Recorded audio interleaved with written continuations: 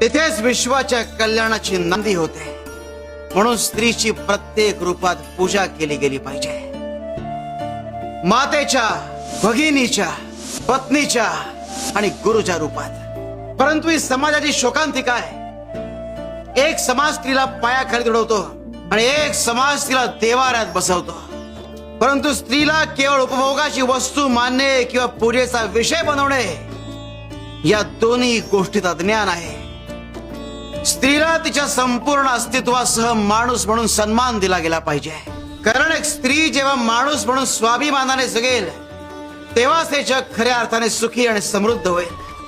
आपल्या संस्कृतीत आकाश हे पुरुष तत्व आहे आणि भूमी हे स्त्री तत्व आहे। आकाश स्थिर आहे पण पृथ्वी सृजनशील आहे। ती जन्म देते, पोषण करते, सर्वांवर प्रेम करते, आधार देते।